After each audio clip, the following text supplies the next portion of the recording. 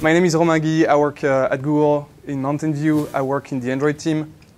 I work on the Android platform itself, in particular on the UI toolkit. I also work on an application, the home screen. So if you have an Android phone, you probably use that application quite a lot. I also help on some applications from time to time for performance issues, and I maintain a couple of tools in the SDK.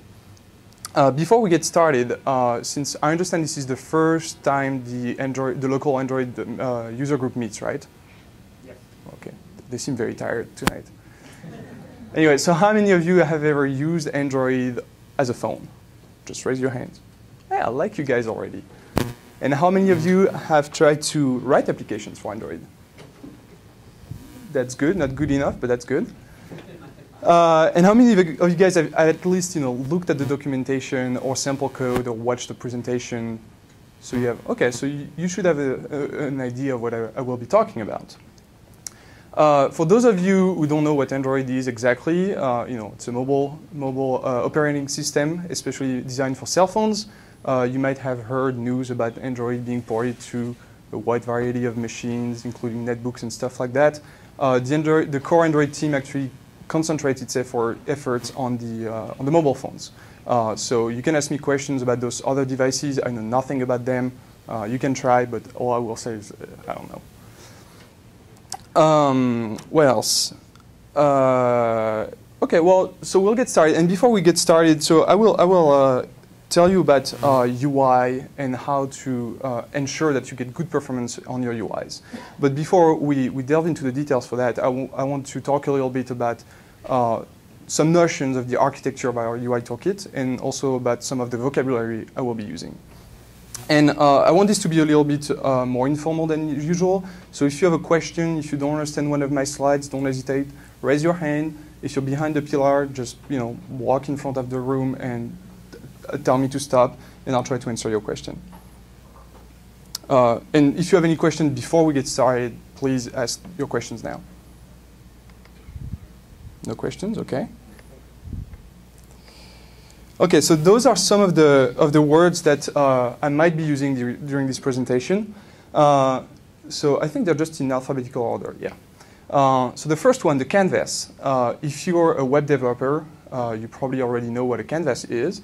If you worked with Swing, this is what is called a graphics object. So just the context on which you can draw things on an Android screen or on a bitmap in memory. Something very important when it comes to drawing on Android, it's called a drawable. So the drawable is just an abstraction of something that can be painted. Examples of drawables that we have in the framework, we have the paint drawable that just draws a single color. We have the bitmap drawable to draw bitmaps. We have the shape drawable, the gradient drawable, and you can create your own drawables. So for instance, when you want to set the background of a widget on Android, you don't pass a bitmap or a color. You pass a drawable. So basically, you could draw anything you want in many places of the UI toolkit because we don't care what drawables are. Pixel flinger is something that you should never have to care about as a developer, but this is the part of the underlying architecture. So pixel flinger is the rasterizer that we have that takes care of compositing all the windows and things like that. If you're running a cell phone that doesn't have a GPU, we do have support for OpenGL. Pixel Flinger will be the component that's going to implement OpenGL in software. And actually, we have something really nifty in Pixel Flinger. We have a JIT for OpenGL. So when you run OpenGL in software on an Android phone, we convert all the OpenGL commands in assembly code in memory as you run the application. So it's software, but it still runs pretty fast. SGL. So that's, I would say, our marketing term, because we never call it SGL in the Android team. We always call it Skia. So SGL means Skia Graphics Library. This is the 2D API that you're going to use if you write an Android application. And this is one of the APIs I use the most in my day-to-day job. A surface, just a drawing buffer. So every time you create a window on Android, or every time you want to draw in OpenGL, you create a surface. So think of it as the buffer for the windows. Surface Flinger is what manages all those windows, what does the composition. And finally, the two most important terms, a view. So this is how we call widgets or components on Android. We call them views. And a view group or layout are simply sets of views. So a view group has children's, view group is a view and contains several views.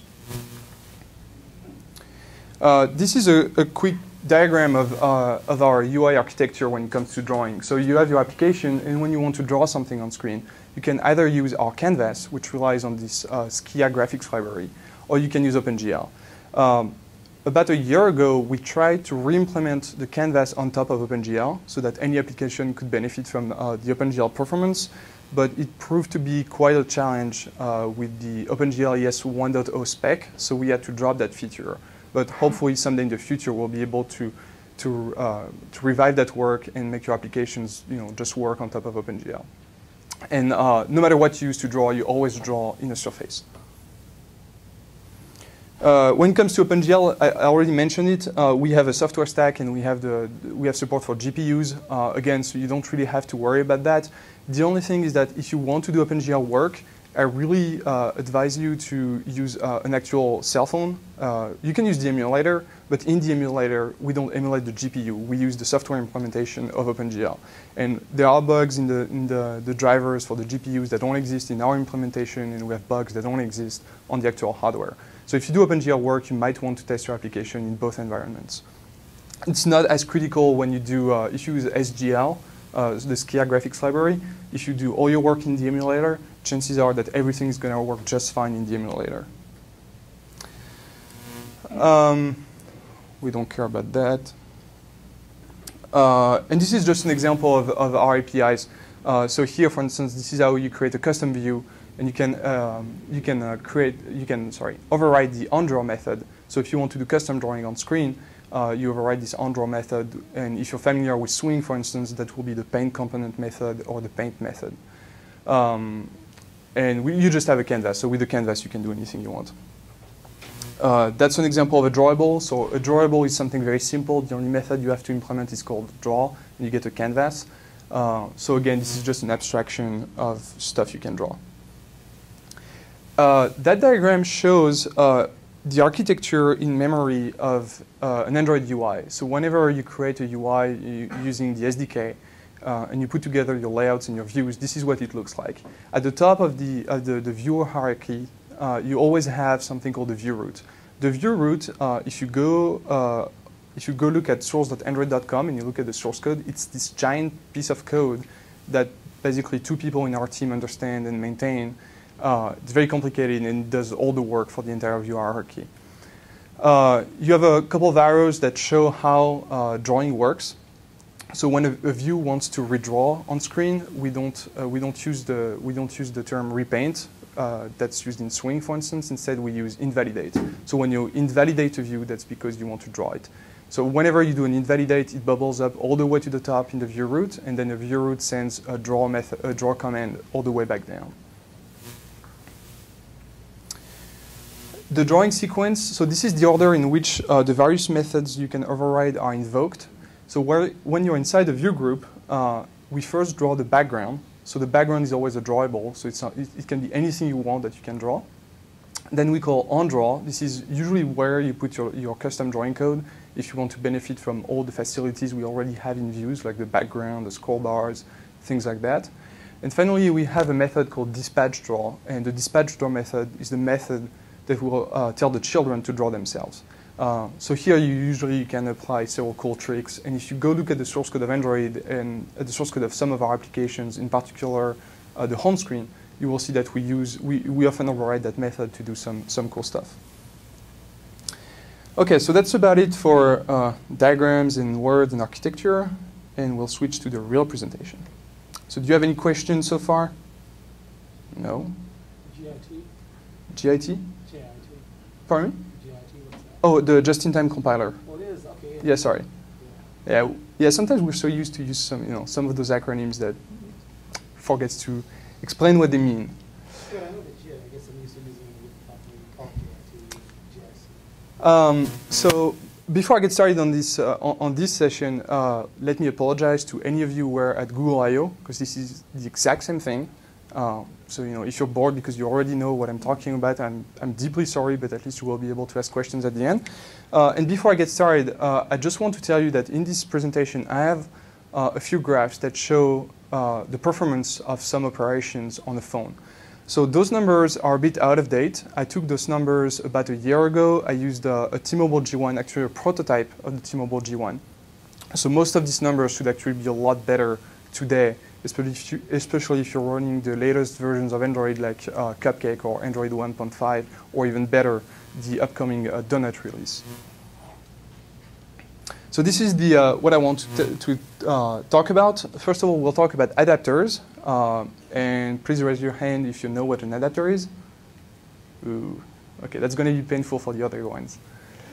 Background and images, so what you should do, what you should not do, drawing and invalidating, views and layout, and finally some information about memory allocations and why it's important to worry about them even though you're using the Java language. So first of all, adapters. So adapters are just a small interface in the UI toolkit between a source of data and our UI components. So if you want to display something in a grid or something in a list or something in what we call the gallery, use an adapter. The adapter just feeds the data to the UI toolkit. The adapters are really flexible. You can do really cool things with them, but they're sometimes difficult to use if you want to achieve good performance.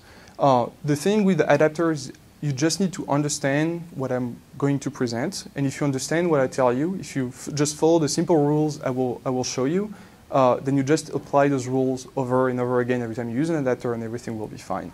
It's really a matter of understanding it the first time, and then you're good to go forever. So we have this component in Android called the list view. The list view is a simple scrolling list of data that it's very similar to what you can see on BlackBerries, on iPhones. And it's used throughout the Android UI. The list view is a very flexible component. So most of the time, the list views you're going to see, they just show a list of labels. It's pretty boring. It's like if you open the address book, you're going to see just a list of names. But in a list view, you can put anything you want. At one point in the past, Gmail was built using a list view, and every single item in that list was an entire instance of WebKit. So we had a web page in each item of that list. And if you had 60, 70, 100 emails in a thread in Gmail, you had 100 of those web pages that were scrolling in a list view. But that worked. That was actually fast, but not fast enough. So we switched that. We changed the implementation. And if you're curious, actually, part of Gmail now is implemented entirely as a web page. It doesn't look like a web page at all. Okay, so this is a small diagram that just shows what I was telling you about. So the adapter sits between the list view and your data source. Most of the time, the data source in Android are cursors. So cursors can be anything, but most of the time they're tied to a SQLite database. Or we use just a simple array list. You can create your own adapter, and you can back the adapter with pretty much anything you want. The same goes for cursors. Cursors are not only for databases. I've seen cursors that read XML feeds from the web. There are adapters that look at files on the file system, or Flickr API, stuff like that. The API of adapter, there are quite a few methods, but the most important one is called GetView. So the thing to understand here is that when you want to display a list on Android, the list view will ask the adapter for a view for every position in the list that needs to be displayed on screen. So the first time you open your address book, for instance, we have enough room on screen to display maybe 7 contacts. So the list view will ask the adapter for 7 views. This means that usually in GetView, you create an entire new component, an entire new widget. The problem is that it can become very expensive, like it's written on the slide. What if you have 1 million items in that list? It's not going to happen in many applications, I agree, but you could still have applications with thousands of contacts. We have people at Google were pretty mad at us at first when they saw the first prototypes of Android because we couldn't handle correctly their 6,000 contacts. I'm still wondering what those people are doing with 6,000 contacts, but some people have a lot of friends, I guess. So to really understand the way it works to achieve good performance, I have this cool diagram that you must like, because I had to rewrite it to do it 3 times because Keynote kept crashing. So this is just a skeleton of a list view. Like I was saying, imagine you're in your address book. We just want to display 7 contacts on screen. So the list view asks the adapter for 7 views. That's what we have. Then the user starts scrolling the list. And the first item, so we're scrolling down, and the first item gets outside of the screen. So now we need to fill the gap at the bottom with a new piece of data. The way we do this is we put that view that just fell out of the screen in something we call the recycler. And you can see on this diagram that the recycler can hold several types of views. Most of the time in the list, you use only one type of view. For instance, all your contacts will be displayed the same way. But there are some instances, some applications in which item number 1 will be an image, item number 2 will be a label, item number 3 will be something different. So the recycler can be aware of that and will just classify those items in different buckets. So then the recycler gives that item, that view, back to the adapter. And the goal here is so that we don't have to create a brand new view for every position. So we'll just recycle the view. Then the adapter just recycles the view, changes the data inside, and sends it back to the list. So normally, if you can fit 7 items on screen, even if you have 1 million items in the entire list, when you scroll, there should be only 8 instances of views at a time on screen. There might be 1 or 2 more in the recycler, but that's how we try to achieve good performance. The problem comes when, so when you write your adapter, there's this GetView method. And this is the naive way to implement GetView. And it's actually correct. And this is how I wrote my first adapter. So when we implement the GetView method, we receive the position. So this is the index of the item within the data source. We have this second parameter, the convert view. So that's the view that was in the recycler that was just given to us. And the view group parent is just the list itself. So here we're just going to ignore the convert view. We create on the first line with the inflate method call, we just create a new view from an XML file. And then in that view, we have a text view, a label, and an image. And we just bind data to those items. And when we're done, we just send the view back to the list. The problem by doing so is that we never use the recycled view. So as we scroll through a list of 1 million of items, we're going to create 1 million of views.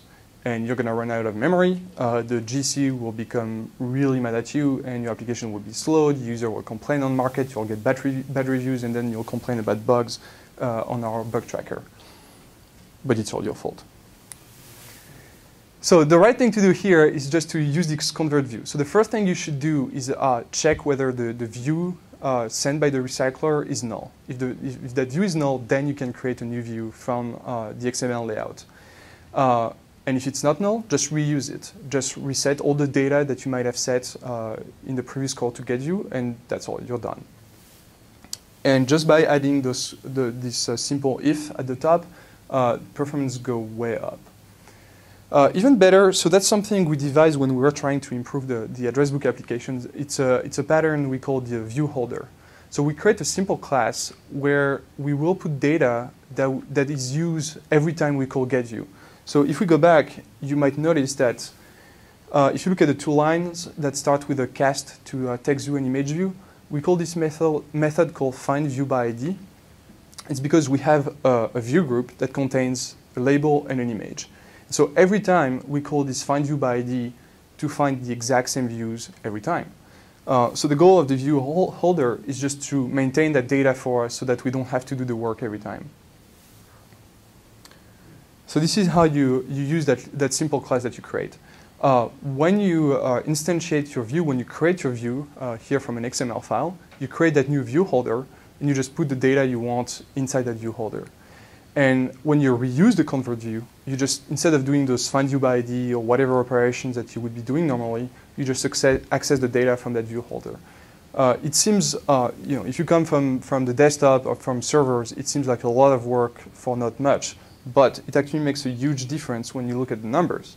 So this is a graph that shows the number of frames per second you get when scrolling through a list of, I think it was 1,000 items of an image and a label in each item.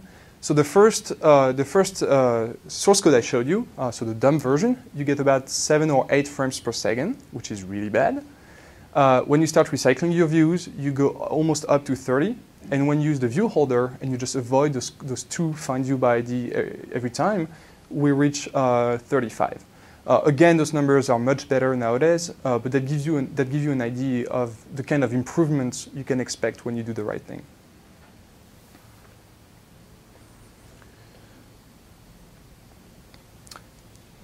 Something that's surprising, that surprises every Android developer when they start and they try to set backgrounds on their views is that a background will always, no matter what, the background will always take the exact same size as the view.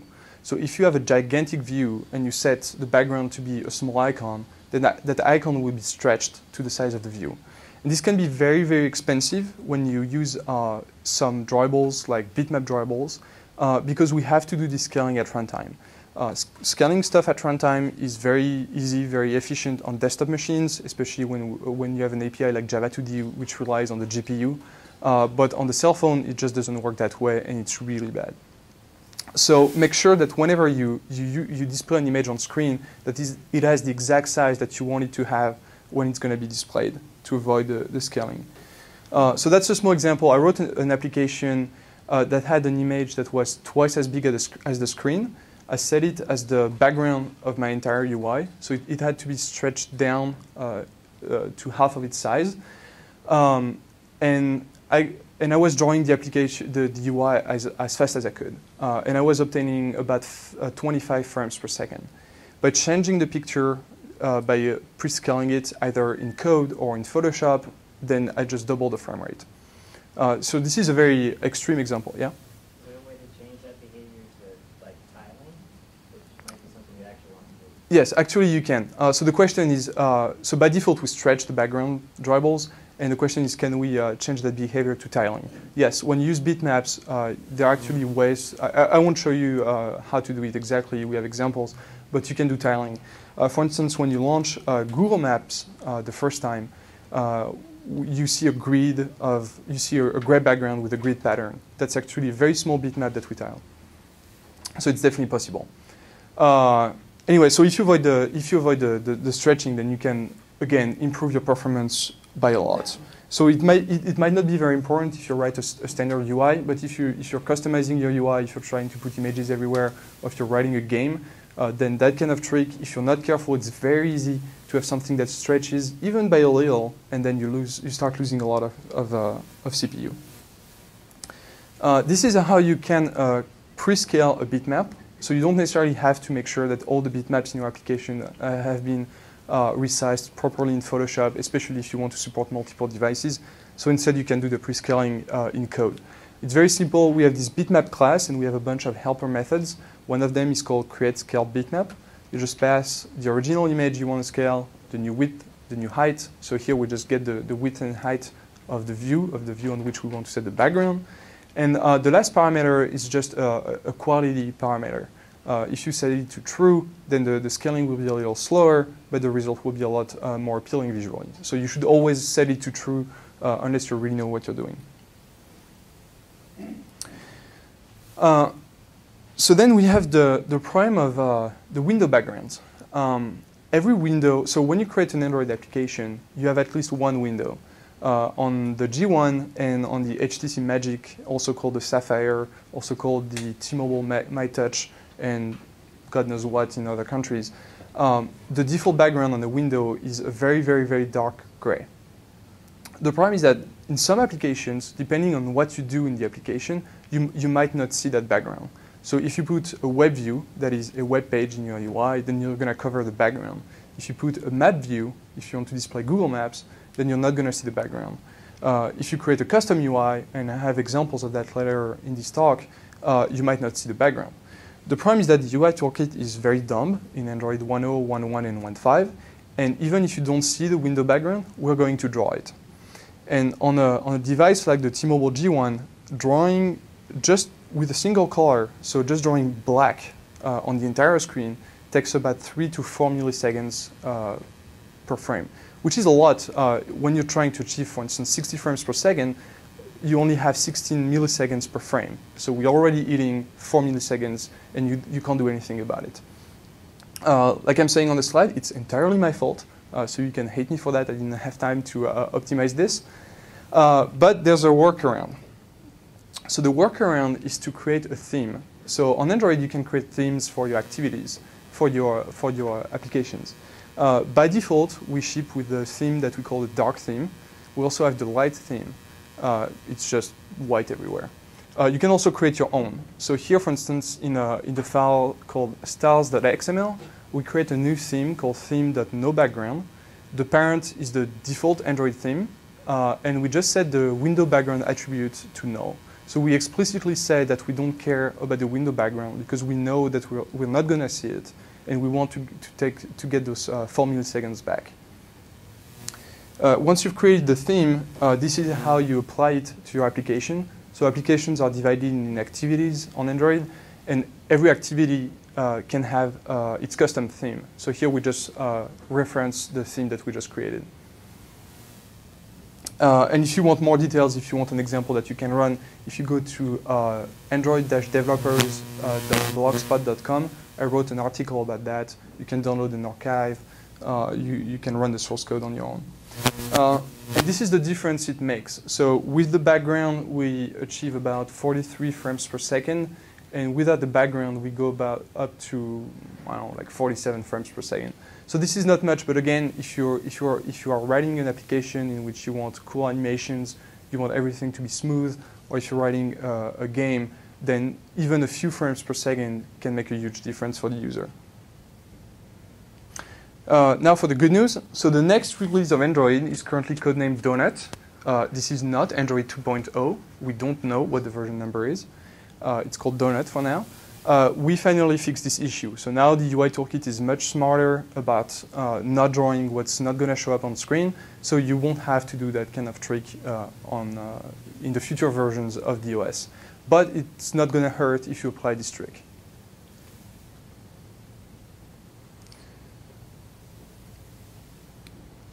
So now, whenever you want, like I was saying when I was showing you the first diagrams, when you want to redraw something on screen, you have to invalidate your view. We have a method, very easy to use, called invalidate. You just say myView.invalidate, and it tells the UI toolkit that you want to redraw the entire view. So if you're not careful with that, it can be very expensive. If you call invalidate on a small button, then that doesn't really matter, because usually buttons are small. But if you call invalidate on a large view, like a map view that takes the whole screen, or the view that's in the background of your application, then Android is going to have to do a lot of work that is probably not needed. So instead, whenever you want to redraw something on screen, you should really think about what exactly you're trying to redraw. Maybe you don't need to redraw everything. So we have a couple of methods called also invalidate. One takes a rectangle, and one takes a set of coordinates. And you can use those to tell the UI toolkit exactly what portion of your view needs to be redrawn. That's actually the number one mistake I see usually in applications when we have a performance problem. So I'm going to show you how it's used in the home screen of Android. So I'm running the emulator. This is Android 1.5, also called Cupcake, if I can get it to work. Here we go. And so on the home screen, what you can do is that you can grab an icon and you can drag it around and it follows your finger. In the first version of this piece of code, I made a mistake and I was calling invalidate on the whole view. So every time you were moving your finger, the entire wallpaper and all the icons on your workspace were being redrawn. And later, I figured out that I was doing something stupid, so I changed my code to use invalidate to specify the portion of the screen that changed. And now if you activate the screen updates, so this is a small debugging tool that's part of the SDK and the emulator, you can see exactly what part of the screen I invalidate. So instead of redrawing the whole wallpaper, we redraw just a very small portion of the screen. We redraw the rectangle that's the union of the old position of the icon and the new position of the icon. And you can see this being used pretty much everywhere. So if I slide this up, if I let it go, we're trying to draw only exactly what needs to be drawn. Does that invalidate, does that make it redraw immediately afterwards? For instance, could you invalidate several rectangles and then have it redraw? So the question is, will the invalidate redraw immediately after? Can you do several invalidates? So what happens is when you call invalidate, like I said, it bubbles up to the view root, and the view root enqueues a message. It has an internal queue of events.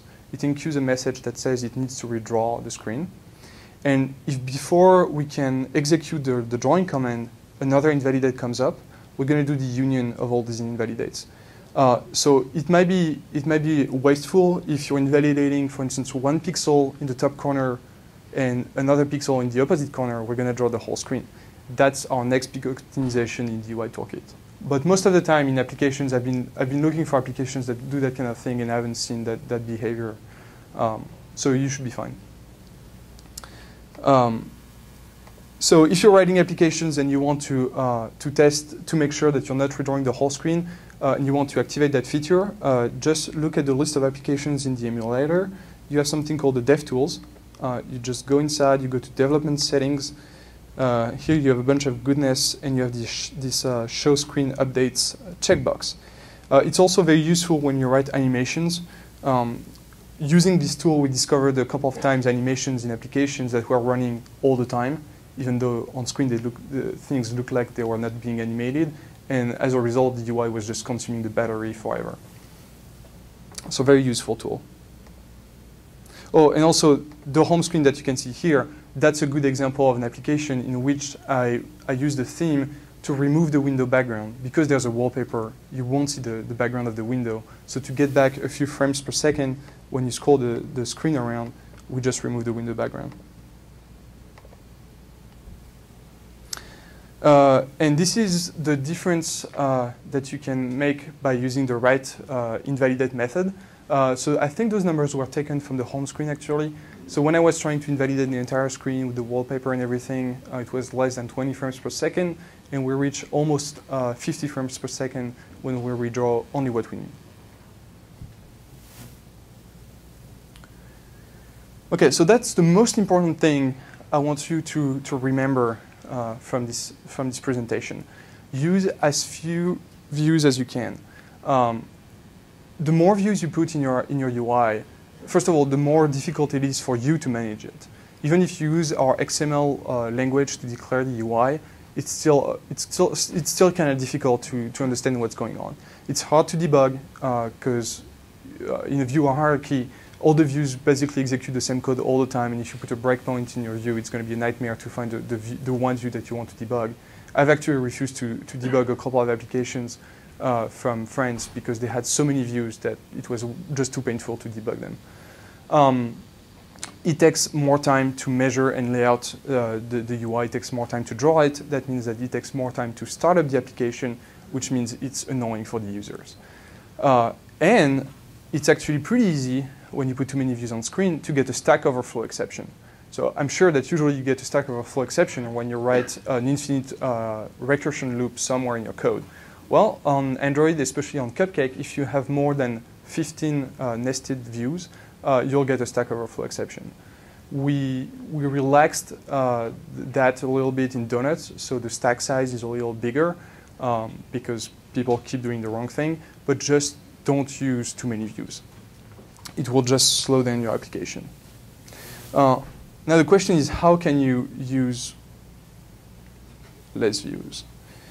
So we have a tool in the SDK called Hierarchy Viewer. How many of you have ever used this tool? OK, I like you guys.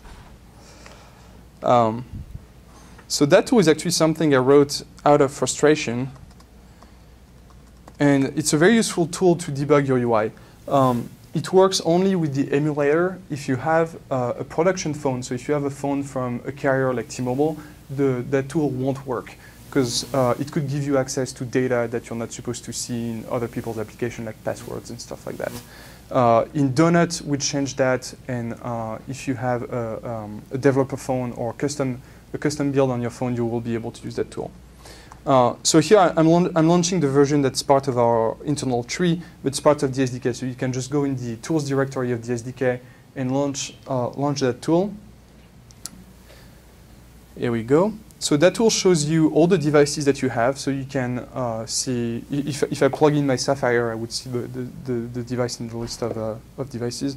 And on the right side, you can see all the windows that are currently on screen. So you can pick the one window in particular in your application that you want to inspect. If you don't select anything and you just click load, then the tool is going to choose the window that's currently in front. And when it's done, you get a nice tree that represents the entire hierarchy of your UI. So what you're seeing here is all the views that the home screen is using to display my workspace, my wallpaper, my icons, stuff like that. So it's very easy to see whether you're using too many views, because at the bottom here, you have a small counter that tells you how many views you're using. I don't know if you can see that really. Okay. So home is using about 30 views. If you have less than 100 views, usually that means that your application is well written. I've seen applications with up to 300 views on screen.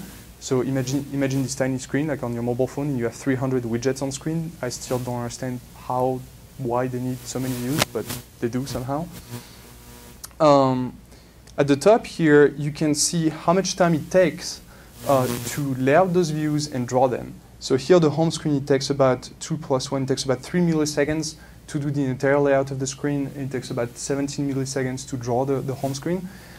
So this is very useful when you're trying to reduce the number of views in your application and you want to see what kind of difference what you're doing is making. You just look at those numbers.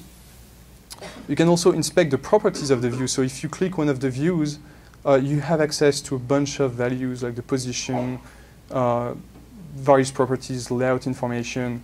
You can even put an annotation. If you write your own views, there's a simple annotation you can put on class members and methods that will just export those values in the tool. Here you have a wireframe of your layout, so you can just click on something and see what it corresponds to in the tree. And finally, you can even double-click those views, and you can see what they look like. So the device just sends a bitmap representation of the view. So when you have drawing issues, and here you can see the bounding box, the padding, the baseline of the text. So if you have rendering artifacts or drawing issues, you can simply double-click on your views until you find the one view that's actually the culprit. So it's very useful. I basically spend my day in that tool. You can also force, if you select a view at the top here, if you click invalidate or request layout, you can force the view. You can call the method invalidate and the method request layout on that view. So it can be useful if you're trying to do debugging in your debugger. And oh yeah, one last thing. There's a little button at the bottom, in the bottom left. You probably can't see it, but if you click on it, you get another representation. So this is a real-time view of the phone itself. So if you're using the phone, it's going to change. You can change the reframe rate. And when you click in the tree, you can see the bounding boxes of all the views on top of the screenshot, and you get a zoom view, so you can improve your UI.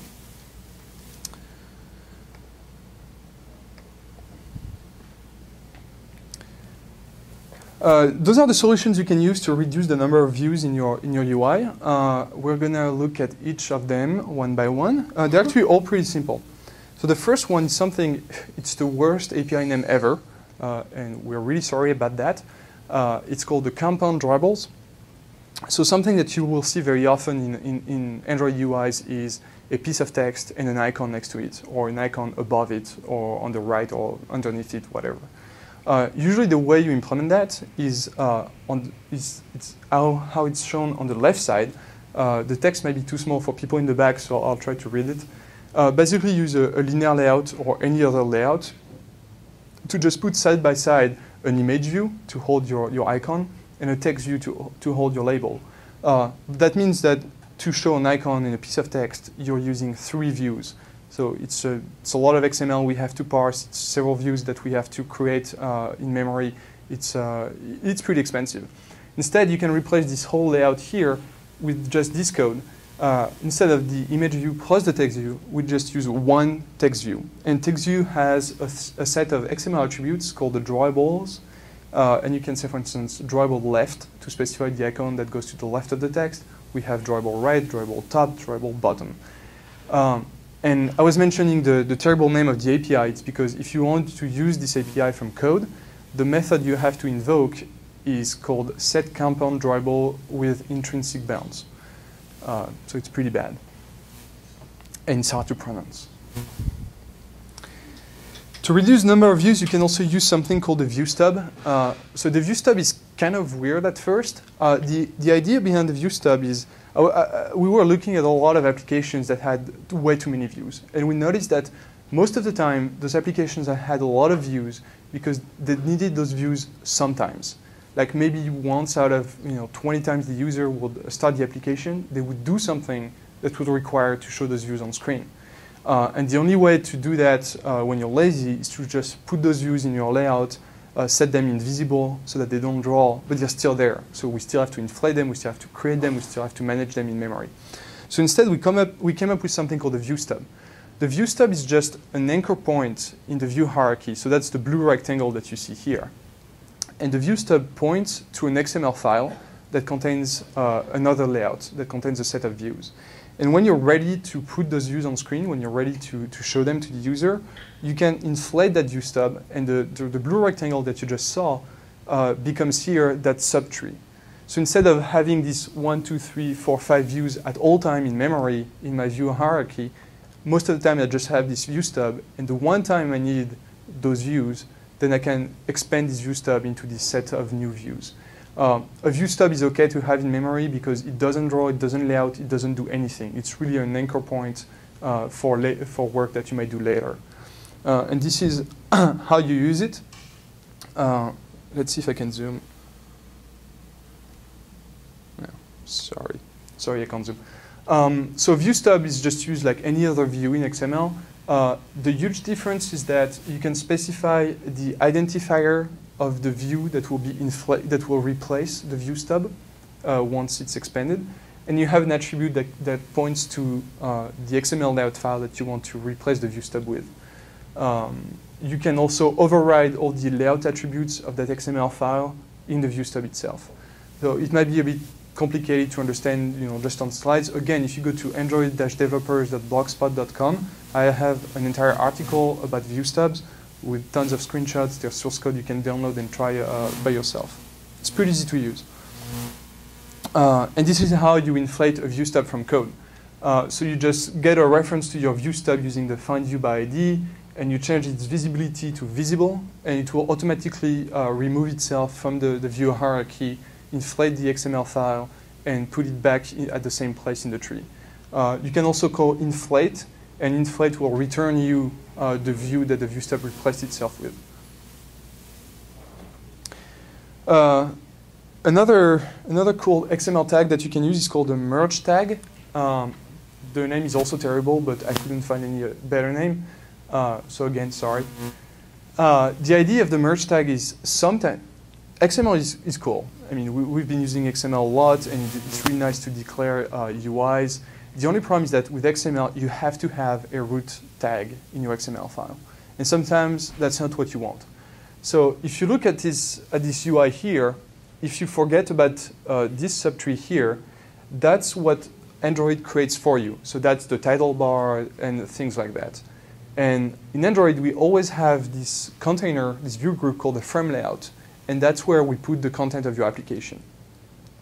And let's say I'm creating an application, and all I want is show an image and a piece of text. Because I have to use a root tag in my XML file, I can't just put my image in my label. I have to put something else around them. So I create another frame layout.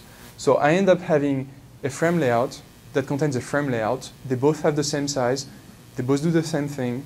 One of them is totally useless. So the merge tag is just a way to tell the XML parser of Android, okay, there's a root tag, but that root tag doesn't do anything. Just ignore me, put my children into my parents. So if in my XML file I replace my frame layout by the merge tag instead, the image and the label will be associated to the parent that was here. So they go one step above, and we remove the view from our hierarchy. Usually when you try to remove views from your hierarchy, you should always focus on removing layouts and view groups. Those are the very expensive ones. It's okay to have a very wide tree. So if you have a layout with dozens of children, that's better than having a bunch of nested layouts. Again, maybe a bit complicated on slides. You can go to the official Android blog There's an article, there's source code you can download to better understand how it works.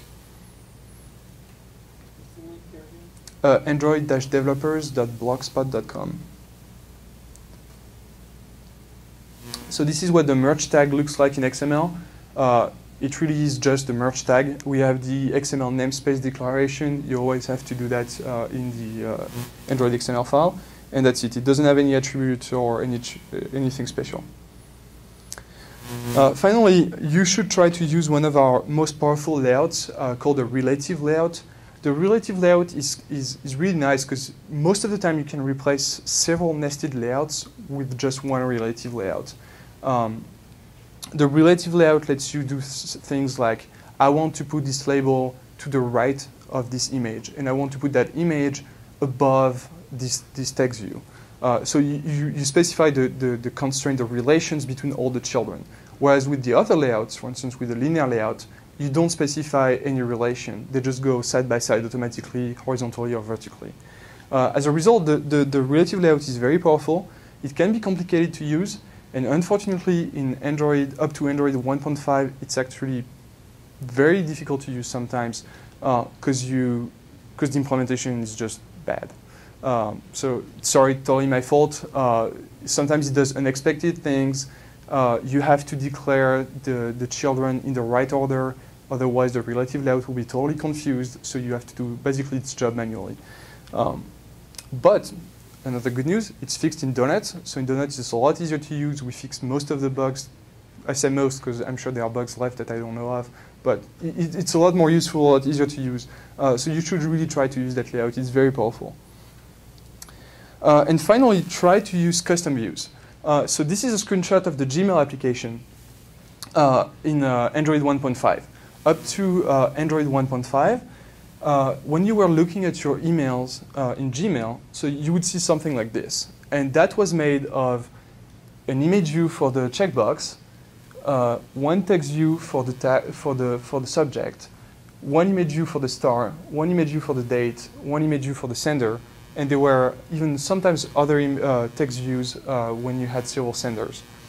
That was a lot of views when your inbox was full.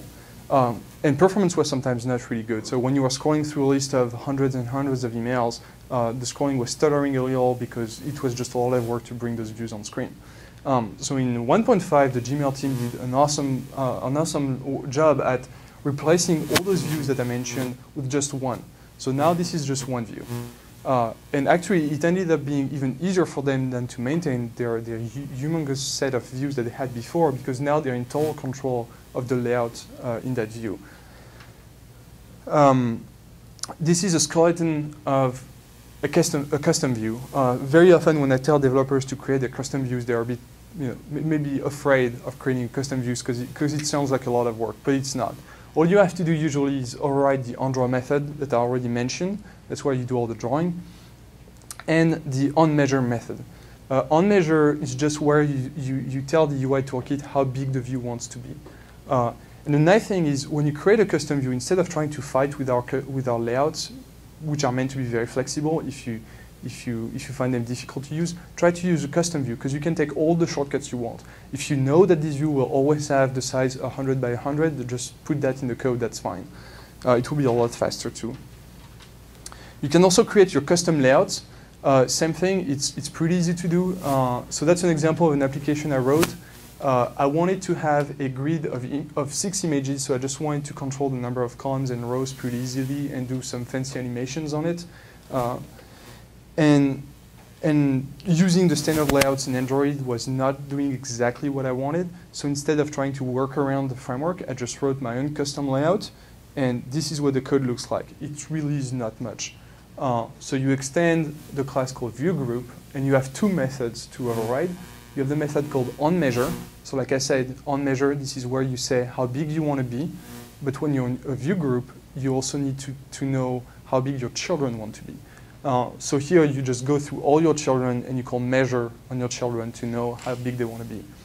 Then once you know how big everybody wants to be, you have the onLayout method, and that's where you position the children. So in this case, we just go through all the children and we give them their coordinates, their width, and their height. Again, it's pretty easy to do. If you go in the SDK, we have several samples that show custom views, custom layouts. If you go to code.google.com/p/apps-for-android, we have the entire source code of this application, so you can see how the custom layout was created.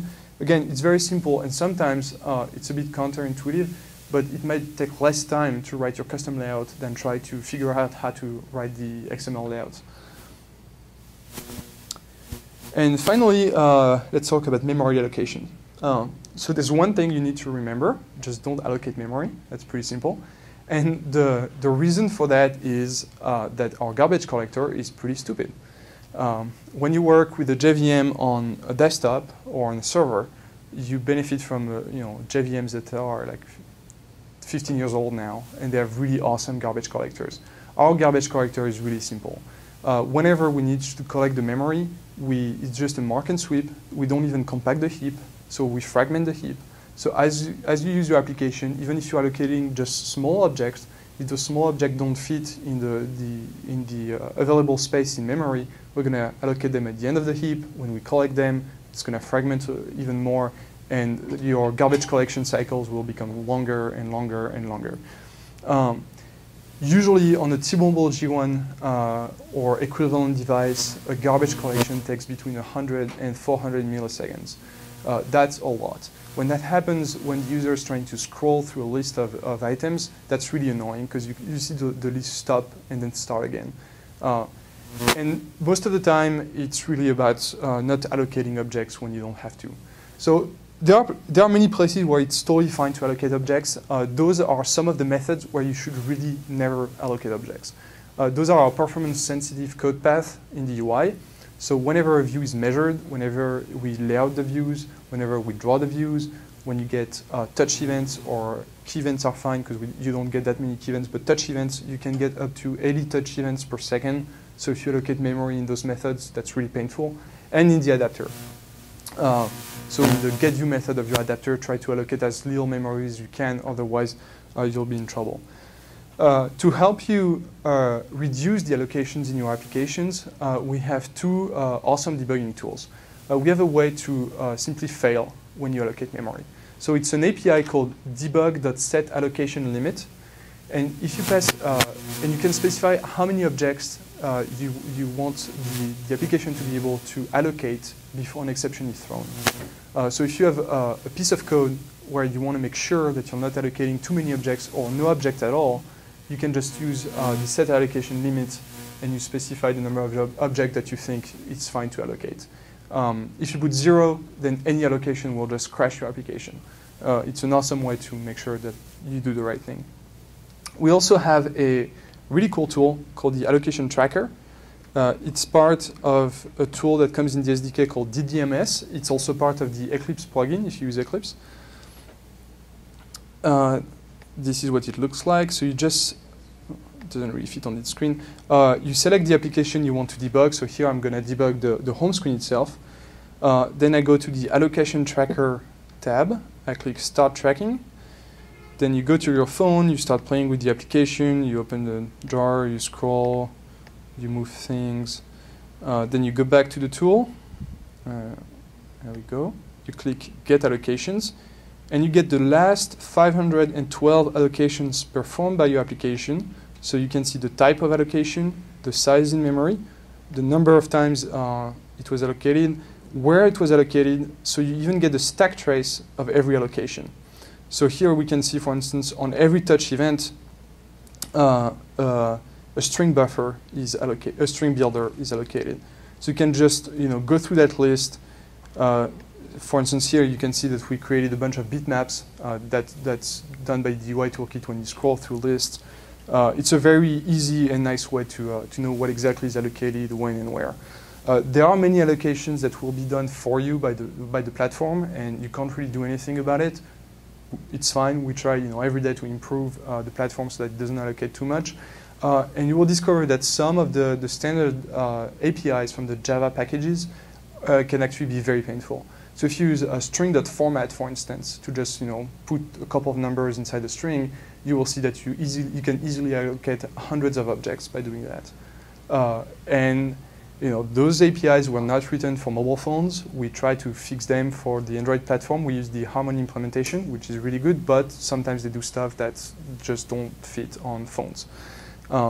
And it's actually nice to use this tool because then you learn, what APIs you should use and you should not be using. And very often, yes, any question? How can you said that the garbage collector does not compact? Is there a way to manually help you do that? So the question is there the garbage collector doesn't compact the heap? Is there a way to manually do that? No, there's no way to manually do that. The reasoning behind that is usually on a mobile phone with the user studies we've done, people don't use applications long enough to actually run into this issue. Turn it off. Pardon me? Turn it off. Yeah, pretty much. But again, that's something we definitely want to fix. We're going to fix it. It's a matter of time and resources, and Android is an entire OS that we started from scratch, so there's a lot of stuff to do. So does that mean that that like when you switch to another application and you have to go out of memory and you come back to it and start something else, that basically your memory problems are kind of solved? Yes. You actually have to turn off the problem. No. So the question is, if you're in your application, you go into another application, the system needs more memory, will kick the previous application out of the memory. Then when you go back to the previous application, it's revived automatically. You're fine. Like the heap will be. You don't have to turn off the phone. Just by using the phone, we're gonna kick stuff out of memory, and everything will be okay. Like, usually, I restart my phone only when I get an update. And finally, learn how to manage your objects in a smart way. So how many of you know about the soft references and the weak references? Shame on everybody else. You should definitely learn about those. They're really useful, especially on Android. Remember that currently on Android, an application can only have 16 megabytes of RAM. For some people, it's a lot. Our kernel team keeps telling us that we're crazy. 16 megabytes of memory for a mail client is way too much. And then we have, external developers who sometimes try to load images that are 8 megabytes each, and they want to load 100 of those at a time, and they don't understand why they run out of memory. Weak references are very useful to avoid memory leaks. I wrote an article again on the official Android blog about when and how memory leaks can occur on Android, and when you should use weak references. And if you create caches in memory, then as soon as you create a cache, start using soft references. For those of you who don't know how soft references work, basically if the only references to an object are soft references, that object will be kicked out of memory if the garbage collector needs more memory. And they're really meant for caches. We have examples on the in several applications that we wrote that use soft references. So that's an example of a simple cache. I won't go into the detail. You can find the slides online if you want to see how to use soft references. It's pretty easy to do. There are tons of articles on the web about soft and weak references. And contrary to everything you might have learned about Java in the past few years, it's okay to use pools of objects. Actually, we want you to use pools of objects. If there are objects that you allocate often and you allocate many of them, just pool them. For instance, all the key events, the touch events, the motion events on Android just come from a pool of objects. If you want to see an implementation of a pool of objects that you can use, you can grab the source code of the Android platform. So you can go to source.android.com. You can go in this directory, and there's a file called pools.java that contains the implementation of the pool of objects that we use internally in many places. It's not a public API yet. Someday it will become a public API, but in the meantime, you can just grab the code, put it in your app, and use it. Yep. Actually, I had a general question about tools, and I can just wait for that. Okay. So it was a non-question. Some resources. So if you go to d.android.com, it's a short URL for the official Android website. That's where we put the updates, the SDK downloads. You have access to all the documentation. The documentation is available in Japanese now, if for some reason you speak Japanese. You can also get access to the blog there. Source.android.com, that's where you can grab the source code of the entire platform and all the applications. That's where you can learn how you can contribute to the project if you want to fix a bug. We'd be very happy to get your contributions. Android.git.kernel.org, it's a web UI you can use to browse the source code. You can learn a lot from the source code, especially when you don't understand exactly why the layouts don't work. You can look at the source code and see why. The apps for Android code project on code.google.com. It's a set of open source applications written by the Android team. We had some spare time just before we released Android 1.0, so we wrote a bunch of applications to show you how to use all of our APIs. And Shelves, it's an application I will show you in a minute. It's an application I'm working on that shows how to use custom views, custom layouts, how to write efficient UIs. I'm trying to keep it clean so that it's a good example of what you can do in your UI to get good performance. So before we go to the questions, just let me show you the application real quick. So this is just an application that shows a list of books. So here I have a list of about 500 books, and you can scroll through that list pretty quickly. We have lazy loading. There's a cache of images that come from the SD card. You can see a custom background. There's custom graphics on the book covers. It uses caches of objects. It uses asynchronous loading in the list. It does a bunch of cool stuff. So you should definitely check out the source code and see how you can apply that to your applications. And you can even help me finish the application. I would actually use it. Okay, so many questions already. Okay, let's start with you. There's obviously some other demos that people have about, HTML5 and databases and building apps that are cross-platform and have some performance issues that you avoid by doing this programming. Do you see that phones are going to eventually just get so powerful that many apps that have web connectivity would just be written that way, or do you think there's going to be hybrid apps? Or yeah, so the question is, will we eventually have phones that are powerful enough to run just web apps? That's the question. Yes, phones can definitely be powerful enough to run web apps. Actually, I've seen the specs of some phones and the latest CPUs from Qualcomm and TI. Now you can get like 1 gigahertz with 500 megs of RAM. It's desktops that we had 8 years ago. The prime is mostly the battery, because the batteries, unfortunately, they don't get that much bigger every year. And if you need all the CPU to run a web app, and you can use the phone for 4 hours, that's bad, right? So I see a lot of value in hybrid applications. I was mentioning Gmail, for instance. Half of Gmail is written with the UI toolkit from Android. And when you open an email conversation, it's actually a web page that you're looking at. We made it look like a native application, but it's not.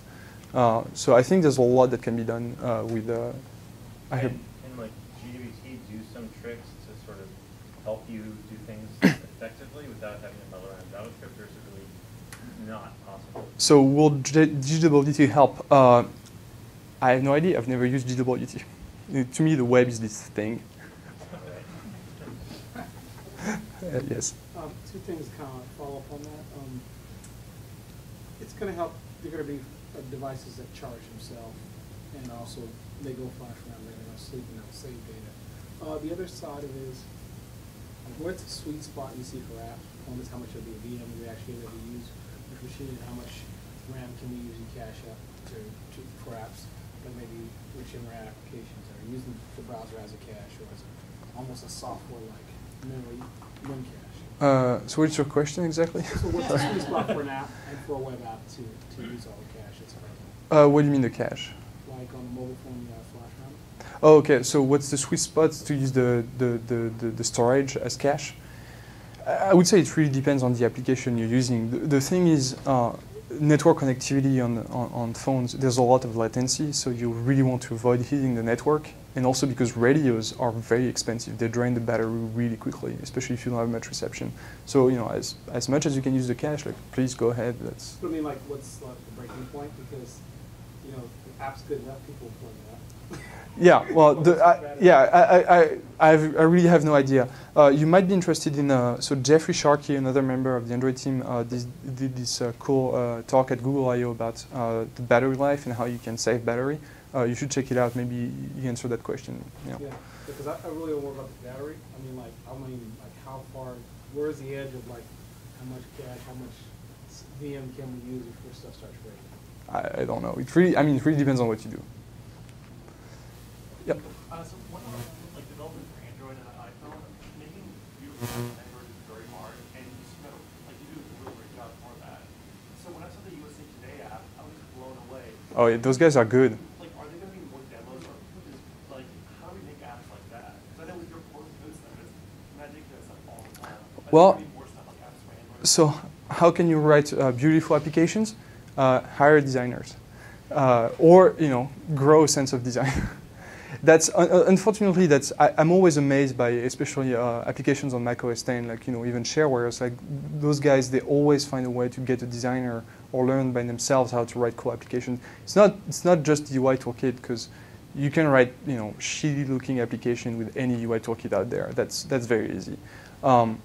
We should definitely do something to help you guys, like provide you with guidelines, with templates, with anything we can to help. Yeah, more widgets.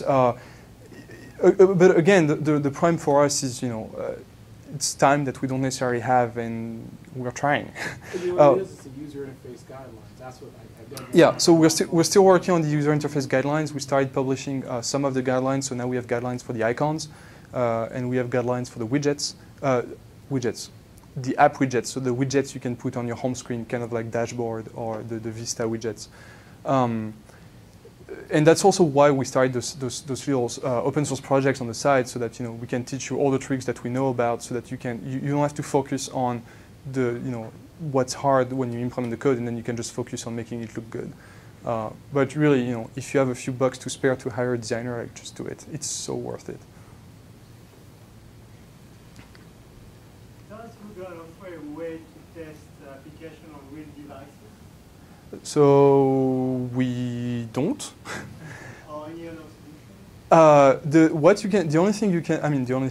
You can find people who have devices. Actually, I'm not even joking, because I've seen many people on RFC in our mailing list where they just show up and they ask just nicely, like, please, can somebody test on the device and tell me if it works? And people do it.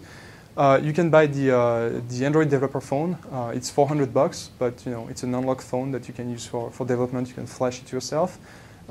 You could go to Google I/O a month ago and get a free phone. Yeah, sorry, not today. Oh, come on.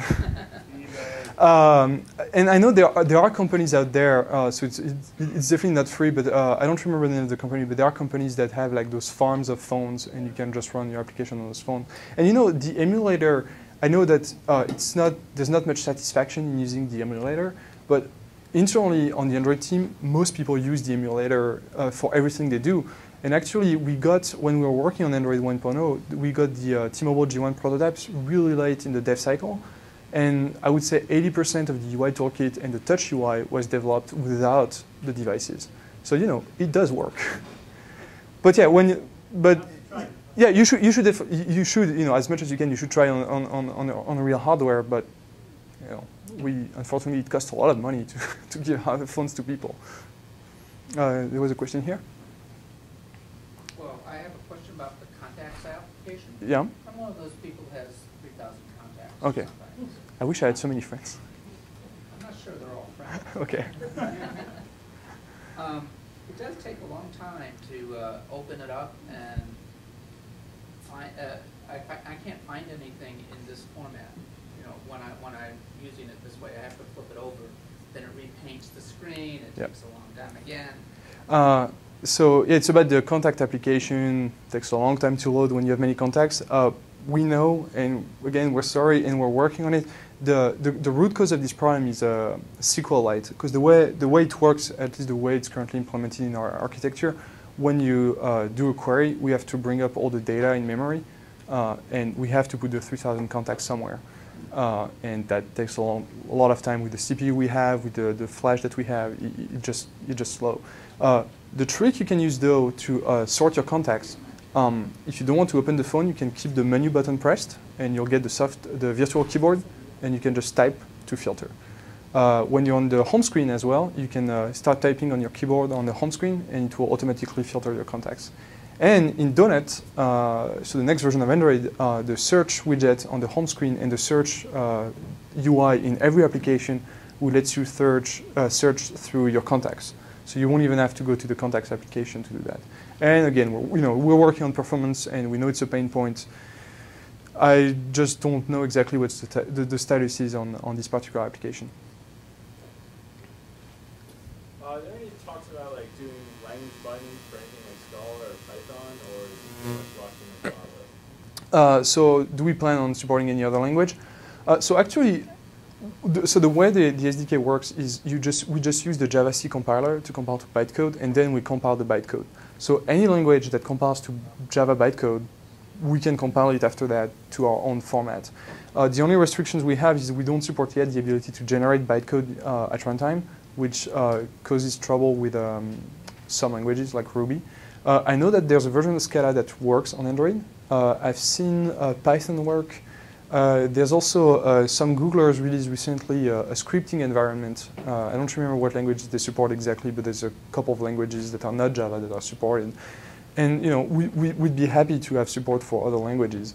The huge issue is that all of our APIs pretty much are in Java. So if you want to create a UI, you need to use a language that can talk with bindings to with our APIs. Well, the other problem is like, so Java, web development is going towards annotations and stuff like that. Is there any thought of doing that with the Android API? Or? Yeah, we don't have any. So the question is, I guess you want to simplify the development with annotations and stuff that are not code. Yeah, I feel like I'm running legacy code when I write Android apps. Yeah, no, that's a fair point. The main reason behind that is mostly because we have technical constraints, and all the things are awesome, but they're really slow. The hierarchy viewer tool I showed uses solely annotations to inspect the code. It takes seconds.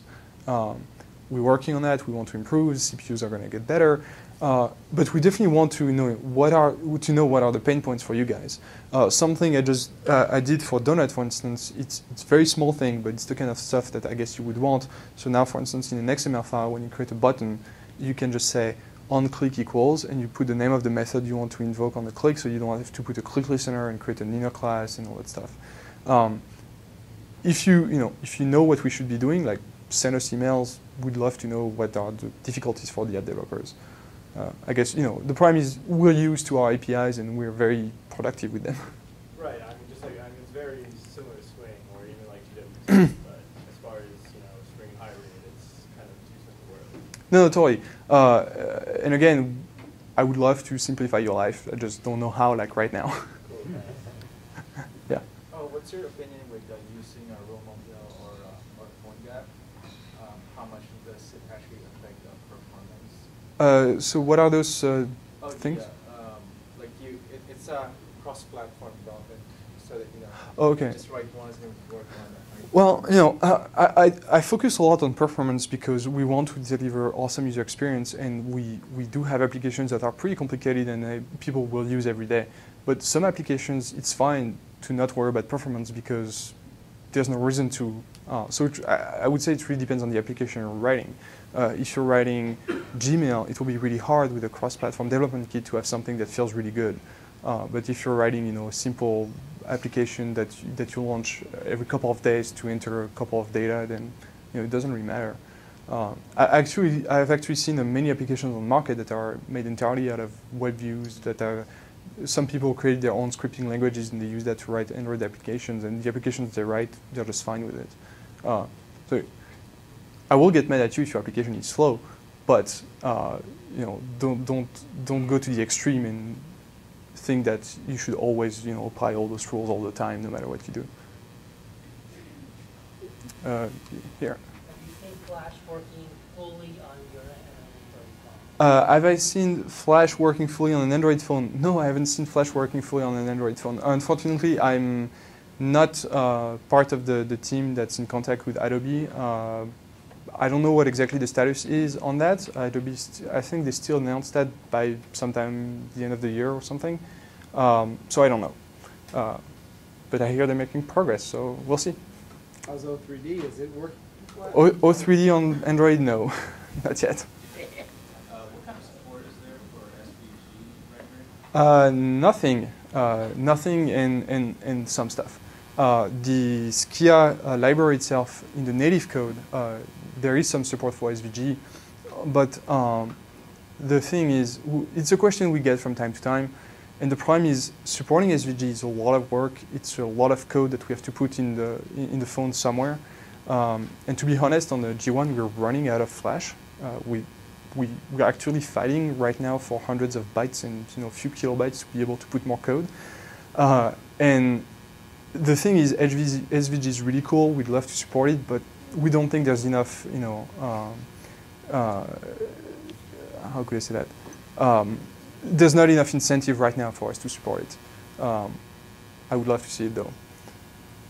Again, if you want to contribute, if you have ideas on how to do that simply, efficiently, like tell us. That helps. JavaFX. So interestingly, last year at Java 1, Sun showed JavaFX running on Android, and I've never heard more about it since then. On our side, we have our own APIs, and JavaFX is pretty cool. Like you can do awesome stuff, but and that's my personal opinion. But from what I've seen, currently their state, the code they generate will be hard to run on the phone with the performance that we're looking for, especially on our VM. So maybe in the future.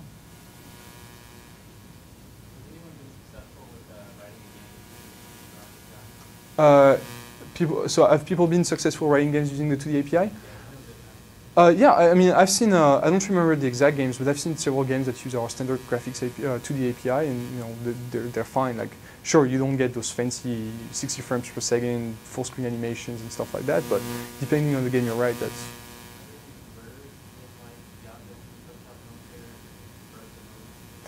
So converter to go from assets in Photoshop directly to things for Android? Okay. Yeah, unfortunately, no, not at the moment. Again, if you want to do it, please do. I would love to see that.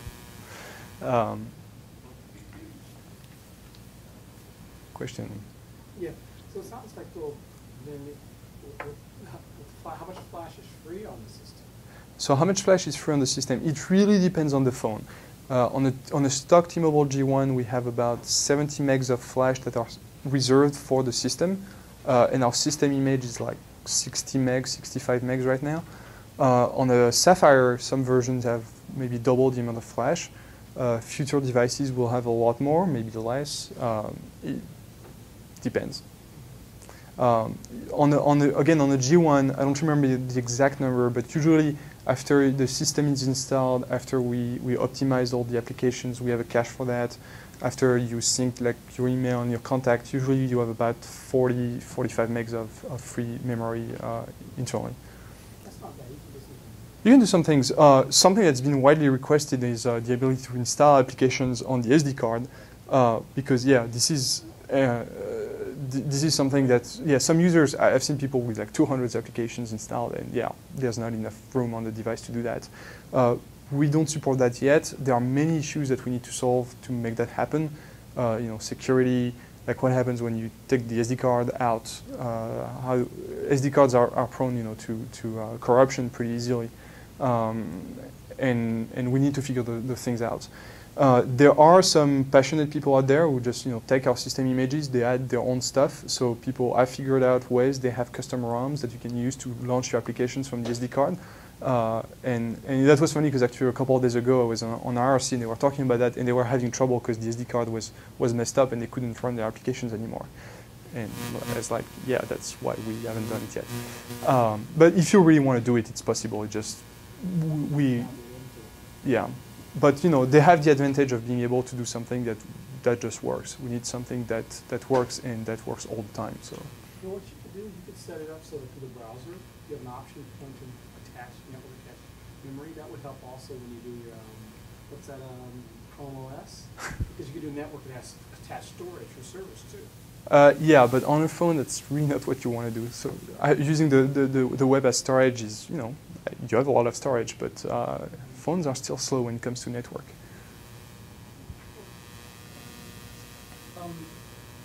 I'm not sure this is a thing for you, but the Android market doesn't seem to operate over Wi-Fi. It does. Well, not in my house. It always. So I will blame your router or I will blame your internet provider and your router because I do use Market every day on Wi-Fi. If there's an issue, a final bug report, you can run if you connect your phone to a computer with the SDK, you can run ADB bug report. It will generate a huge file that we can look at to see what's going on, but it should be working. Sorry, it doesn't work. That's the beauty of working on mobile phones. You know, there are so many people out there. There's always something that goes wrong for someone. Any problems with storing the browser history on SD card or the users, like data stored on SD? So yeah, so storing the cache of the browser on the SD card. I don't know what the plans are for that. I have no idea. That would be killer. I've seen ways to do it with really the device, but I haven't. Yeah, I mean, again, technically, you know, it's not that hard. Like usually they just create a symlink from whatever directory we use to the SD card. But again, we have to worry about, you know, we are the kind of people who can do that stuff and live with it. But like when I went to buy my G1, I went, you know, when the G1 was first sold in one of the T-Mobile stores, and most of the people in there were teenagers. And we want those people to have a phone that works. So again, it's a matter of how can we do it the right way. And that's what's not easy. But we would love to do that. Nokia or Symbian devices seem to be quite happy to run applications off of SD cards. Do you know how they address those issues? I have no idea how Symbian does that.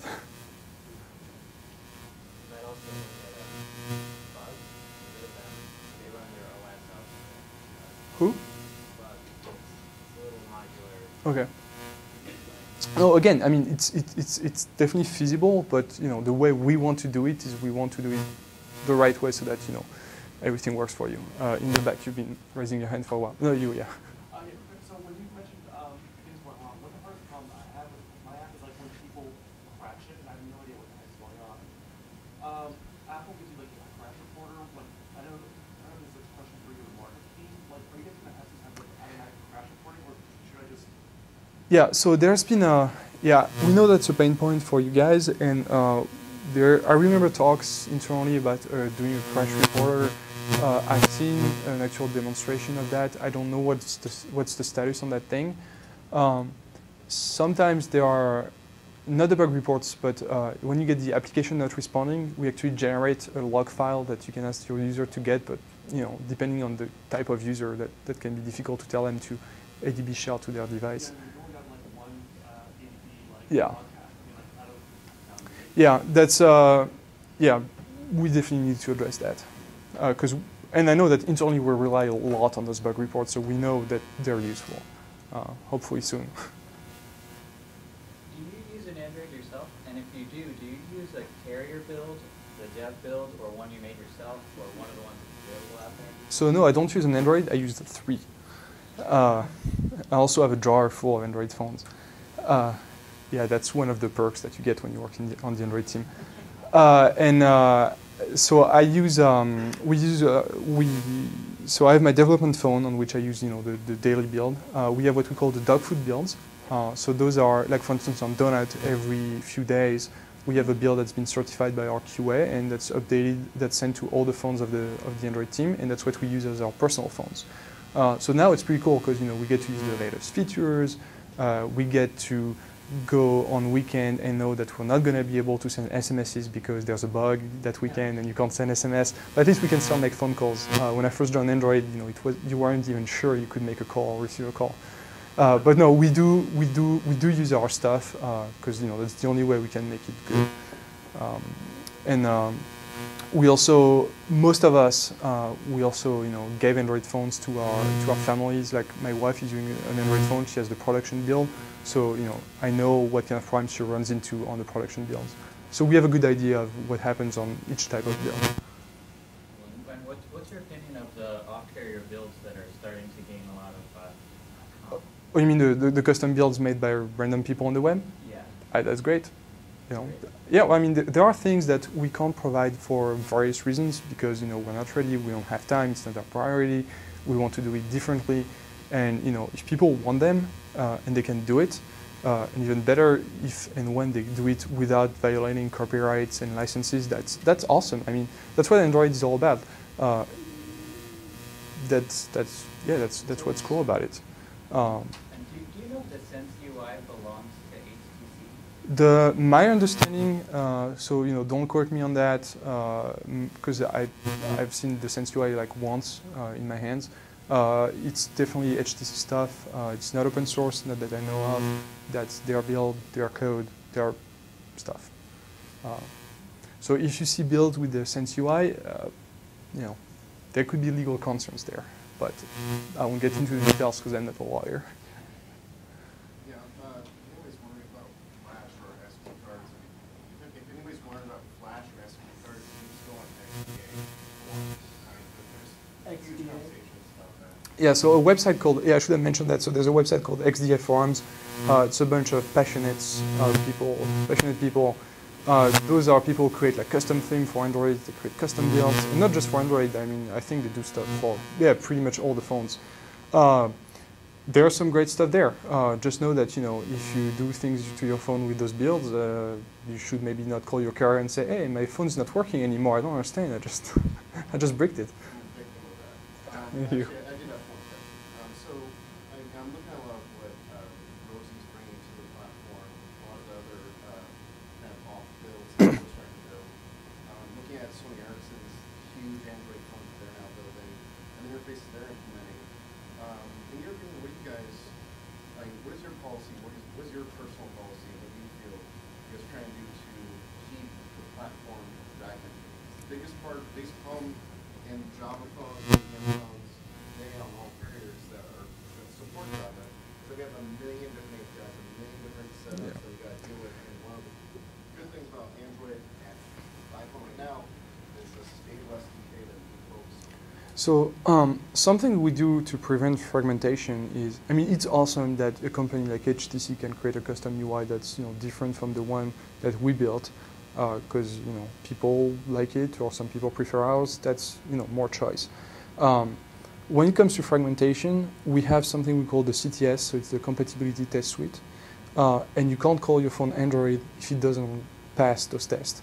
So if HTC ships an Android phone, you know that all the APIs of the platform, you know, are there, they work, your application is going to work on that phone. There might be bugs here and there, you know, that's going to happen, but that's the complexity of software development. Also, in Android 1.5, we introduced the notion of add-ons to the SDK. So that's what happened to J2ME late in the game is, for instance, the Google Maps API is an add-on to the SDK. It's not part of the platform, it's just a plugin. And if you want to write an application that uses one of those add-ons and you put it on market, then that application will not be, you know, shown to phones that don't support those APIs. You could always install it manually, you know, somehow and complain to the author that it's not working. But those are the ways we're trying to prevent, you know, bad things from happening to the users. We also, from the very beginning, we also try to work very hard on having, you know, the notion of resources, the notion of having configurations, so you can specify your layouts for portrait, landscape, whether you have a touchscreen or not. So all those things we did in the platform from the very beginning, so that it's easier for you to write an application in which you don't have, you know, code that says, oh, if I'm on that device, then do this. If I'm on this other device, then, you know, change the UI. So we try to take all that into account.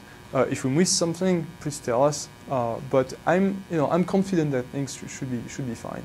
There will be issues, but hopefully not too many. No more questions? Okay, well, thank you, everyone.